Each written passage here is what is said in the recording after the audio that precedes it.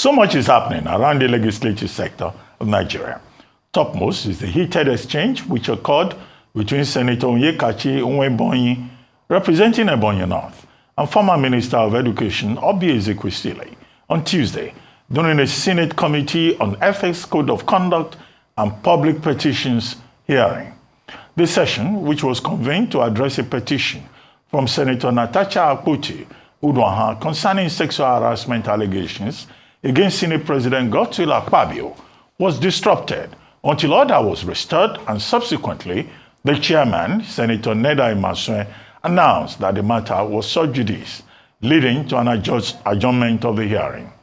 More so, the House of Representatives on Tuesday advanced a bill seeking to amend the Constitution of the Federal Republic of Nigeria 1999, as amended, to mandate that all general elections covering the offices of the President, state governors, National Assembly, state houses of assembly, and local government area councils be conducted simultaneously on a single date, determined by the Independent National Electoral Commission, INEC, in consultation with the National Assembly. Nation's democratic history, coming from a background of worse, voter apathy, crisis, and election manipulation, holding all elections in one day in Nigeria will achieve major things like: one, it will reduce costs. So instead of going 2-3 Saturdays to do this election, paying the same INEC staffs and ad hoc staffs and so on and so forth, we can put all these elections in one basket in one day. Then voter apathy. Normally, when somebody that is supporting a presidential candidate feels the presidential candidate has lost, he may not turn out to vote for state assembly. But now we're going to have supporters of presidential candidates, supporters of senatorial candidates, rep candidate, governorship candidate, state assembly candidate, local government. You can imagine how the polling unit is going to be very busy. And then for election security, now you're going to have almost about 12 agents or 3 agents for one party, times the number of parties participating. So the number of agents in that polling unit has already formed the security ring around the electoral process. And that will ensure that those who normally come to frighten voters and run away, you're going to see not less than 500, 1,000 people in one polling unit. So in terms of reducing costs, all election holding in one day in Nigeria is coming at the right time. In terms of security, it's coming at the right time that people try to snatch ballot and don't want election to be uploaded and so on and so forth. Then in terms of saving hours, so instead of locking down the country for 2-3 Saturdays, we can have all this election in one day.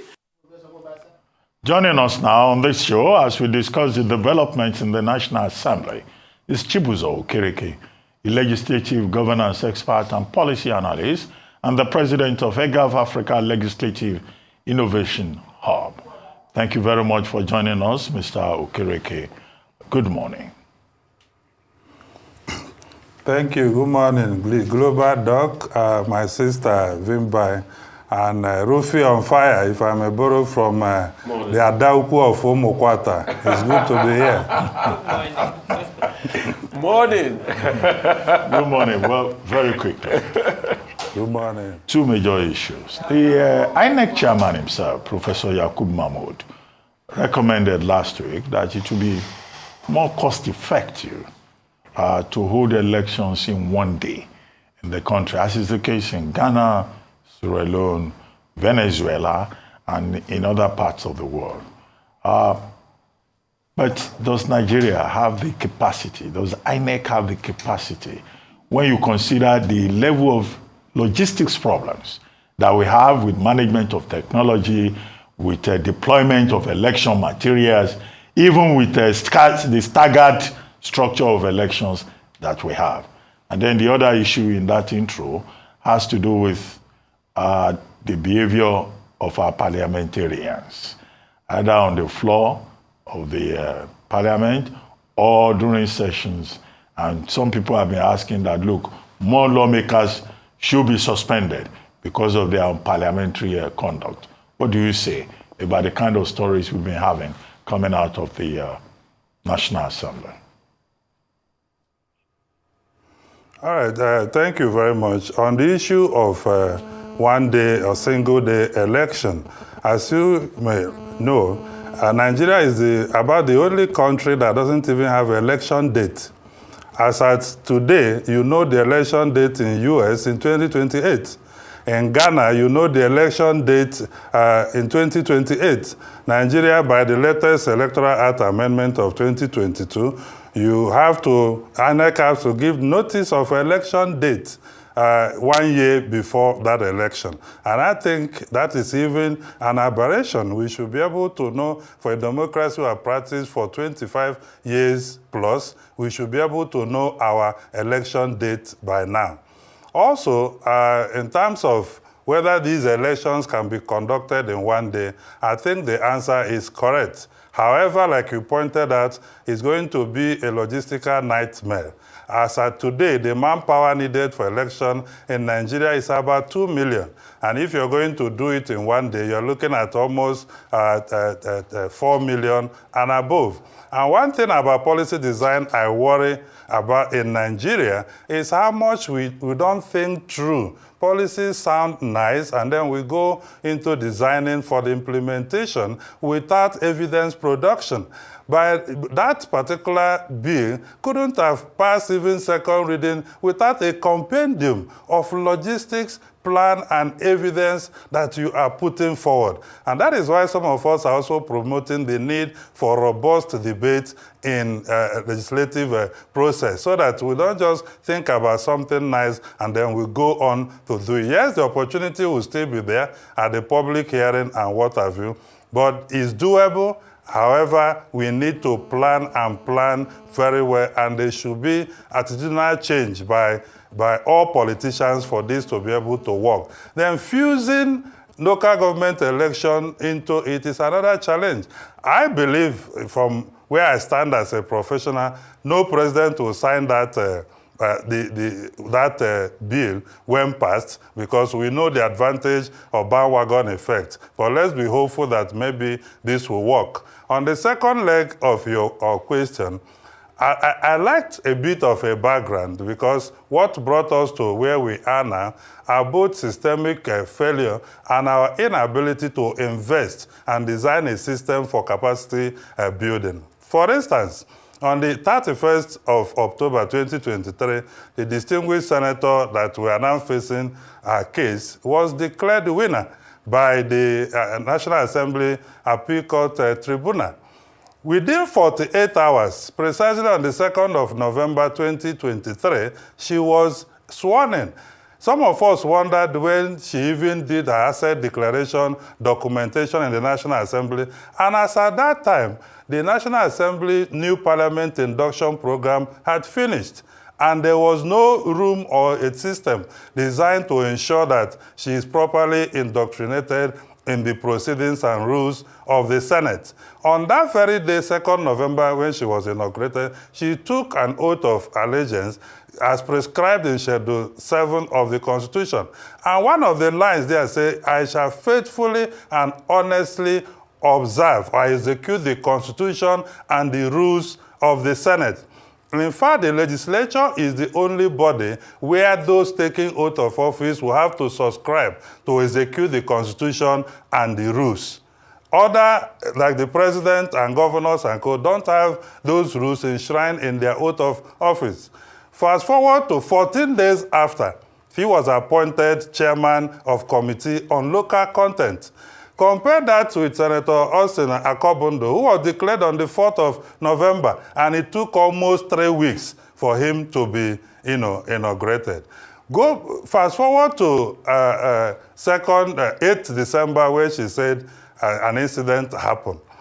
By 28 December 2023, the National Assembly passed a budget that her constituency got over ₦1 billion constituency development intervention by the federal government.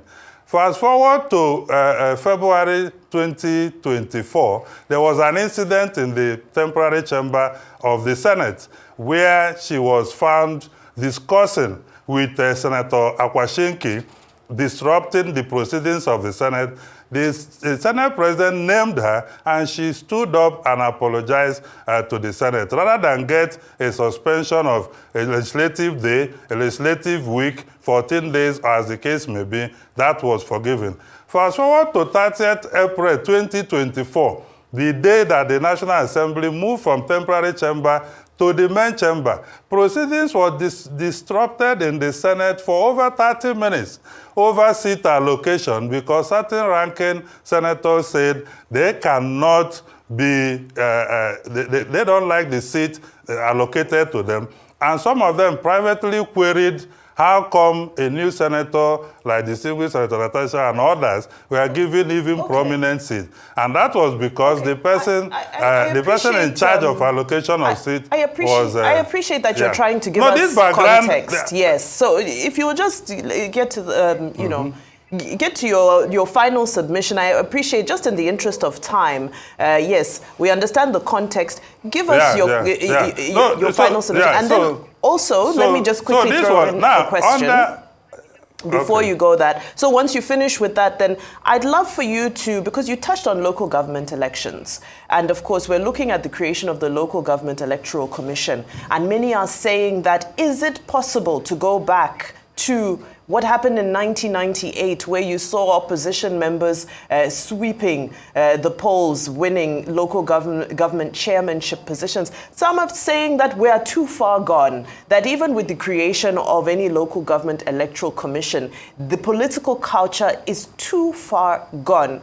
What is your reaction to this comment? So you can go ahead, you can land on your point around the management of this case concerning Senator Akpoti, and then please, are we too far gone for local government election commission and reform in that sense? Yeah, thank you very much. So just to land on the incident that happened in the committee hearing room. So Order 95A, Rule 4 of the Senate Standing Orders governs how the Committee on Ethics manage their affairs. Of course, the Constitution, the Legislative House Powers and Privileges Act, and the Legislative Customs and Tradition. Usually, when a hearing is being conducted, the people that have been invited will be briefed adequately by the Sergeant at Arms and the Clerk Secretariat of that committee. I don't know how much they were briefed, where an observer is supposed to sit, where a petitioner is supposed to sit, and where witnesses are supposed to, sit. That altercation was absolutely unnecessary, and I expected the chairman of the committee to actually name them. Hello, sir. Please, and report progress. Can you hear me? Rufai, I'm with you. Let me land on the question. Yes, please. Hang on a minute. With due respect, you have come and you have deflected from the subject matter. Please stay on topic. We're asking about, elections, all the elections being held one day. You have veered into an historical analysis of Natasha Akpoti's matter. Now you are beginning to talk about Senate Ethics Committee. Please correct me if I'm wrong. Yeah, because Dr. Abati asked that question. It's not a deflection. Respectfully. No, but the question of being biased asked Dr. Abati asked that question. It's best you just go into the question and answer it so that we can ask you more questions. Because it's just a long-winded deflection. Please. Okay, no problem. Thanks. She's asked you a question. No. I disagree. Okay. You are my good friend. I disagree that it's a deflection. However, the danger of a single story is a problem in Nigeria. A contextual background always helps us to, get our point across. On this particular issue, the local government system has collapsed in Nigeria. Everybody knows that. And we are talking about it. And I agree with Vivba that political culture is a big issue, right? Political culture is a big issue, and I believe that in a federal state, we have to really agree on the philosophy of our statecraft. There are many federal systems in the world. We can choose whether we really need 3 levels of government or we need 2, so that the states can be responsible for their local government. As of today, under our Constitution, Section 7, appears to have given birth to a baby and threw that baby away and asked other people to take care of the welfare and affairs of that baby called local government. And that is the challenge that we face. So we need to address that constitutionally to say, do we need 3 levels of government? In that case, then we take steps to reduce the influence of of the governors over the affairs of the local government system. In fact, the reason we're having insecurity and the level of underdevelopment is because the local government system is not working. If the local government system works, state will work, and by extension, the federation will work. But today, governance has been collapsed in that particular sector. I train local government councillors. I visited a particular local government in Nigeria where the councillors told us that they can't even meet except the secretary to the local government brings key and open their chamber. They can only meet when that secretary is around. And some local government, it is the secretary to the local government that is the clerk to the legislative officers. So you can imagine that kind of confusion. Even appointment to local government offices and chambers come from the state government. Some of them have never seen the local government law establishing them for the first time. They don't even have access to the standing orders governing their own legislative affairs. So I agree, and I think that conversation, we need to have it. We can establish a local government electoral commission to address that, or we just have two levels of government, restructure our revenue sharing formula, and allow states to create as many local government as they want to competitively drive development. Okay. Yeah. So how do we improve logistics for INEC to be able to have, in a case scenario where we have all the elections on that same day, how do we increase the logistics? Because, you see, the counter-argument I've heard you make, and you can correct me if I'm wrong, is the fact that, yes, it might be a logistical nightmare. But the question we should ask is, we had an election that INEC claimed a technical glitch happened on the presidential election, but that same glitch did not happen on the Senate election that happened on that same day. So even when INEC had some logistical capacity, it still failed. So number one, how do we reform INEC? Secondly, how do we improve on the logistic capacity of INEC? Thirdly, how do we prevent these glitches allegedly by INEC that today we don't even have computer records of those glitches? Because till date, INEC has not still told us the kind of glitch that happened in the last presidential elections. These are my questions. Yeah, some of us, while the Ninth Assembly was winding down, we asked that an inquiry should be conducted. Indeed, that motion came up, but it was shut down. And it's only in Nigeria that Parliament is not allowed to make inquiry into certain things just because of party affiliation and contestation. The Parliament is supposed to have conducted inquiry, even if it's a closed-door inquiry for national security concerns or whatever it is, to at least have first-hand knowledge of the kind of glitches that INEC faced in the presidential election. Because certain things for national security people may not be made public. But there are reasons elected representatives, are the voices, the ears, and the mouth of their people. Unfortunately, that inquiry was shut down, but it's not too late. I believe that inquiry should also go on. Secondly, I found something interesting in the Electoral Act, that it is only federal government that funds national election. And I think that is wrong, because if the federal government is responsible for funding election, then they are going to also be responsible for dictating many things. And I think that section of the Act should be amended so that the INEC funding can come from our consolidated revenue fund account before distribution is made. Since we consider election, and indeed it's very important to democratic consolidation and progress in Nigeria. In terms of logistic solution, INEC itself, we need to professionalize INEC. Recruitment process in INEC should not be like a normal, because it's an independent institution of government. Not because the name is independent, it's actually categorized in the Constitution as one of those institutions that cannot follow the direction of anybody except the provisions of the law. Today, INEC uses the National Road Transport Worker every year in the last few elections to carry out logistic distribution and what have you.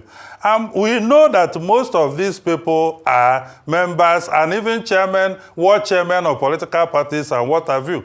So you have already set the template for your logistics to be disrupted. We know that since JEGA, they brought people from universities, university professors, and other management staff to manage elections. We have seen that most of them go to the places they are deployed to without even accommodation, and politicians will have to accommodate them. We have seen security, the level of security being deployed, and politicians will have to help those security men to be accommodated. And that is why INEC budget must be properly scrutinized and dissected, and proper planning made. There are independent logistic companies in Nigeria. Today, in US, some private companies are used. Private companies have liability under the law if they breach a contract agreement, but we don't even consider them. And most of them are functioning whether in urban areas or rural areas, and we can complement it with the arrangement we have today. We have never heard them prosecute any road transport worker who probably woke up that day and said that it's not going to function. So there are a lot of interventions we can do to unbundle INEC, professionalize it, and make it more competitive in delivering results. Mr. Okereke, just two quick questions, and I would like if your responses are clear and concise. Number one, the issue of this single-day voting. How do you think electronic voting can help? Because in some of the countries where they do when they do single-day elections, some of them have electronic voting. You won't even know that voting is going on, and the result will come out, and there will be great clarity. How do we adopt technology, upgrade technology here? And then, secondly, you refer to the bandwagon effect. Now, that bandwagon effect, how do you think single-day voting can help address it? The interesting thing in Nigeria, and I know, Dr. Abati, you have contested election. You know that if you're running for president, you have to provide logistics to almost everybody, down to the House of Rep members. And some of them, sometimes those logistics will disappear on their way to those you have provided it for. And I think technology is important here. But again, political culture must allow us to deploy credible technology to drive the process. And technology must be incremental. It cannot be absolute immediately, because we still have issue of poverty and political office holder weaponizing poverty. We still have issue of 70 to 80% of Nigerians being domiciled in rural Nigeria where they have no access. But of course, today there are technology solutions that can go beyond that. But you will need a lot of education. You will need a lot of awareness. If you have been in polling unit, you will see the kind of problem that happens there when a woman who cannot identify party logos comes and somebody wants to assist her to do so. It will always become, a problem. So we need a lot of political literacy, mass mobilization, enlightenment and education alongside the technology. If we're introducing it, it has to be a pilot scheme, incrementally done. You could see even the amendment for electronic transmission, how politicians watered it down and made sure that the effective collation process is manual, while electronic is, is just the alternative to it. So technology is good, but we are not going to be able to deploy it now absolutely without proper high-level mass enlightenment process. Yeah. Okay. And again, just to the issue of bandwagon effect. If you do election in one day, it will help everybody, because most politicians at the local level focus on the election. They want to win. If you do election on one day, attention will be divided, and voters' behavior can possibly, yes, people will be saying, oh, vote along this party line because when we work together, we'll achieve results. But it will reduce the availability of time politicians and candidates have to be focusing on other electoral offices except themselves. Yeah. Okay, on that note, we'd like to thank you very much, Mr. Okereke, for joining us on the morning show.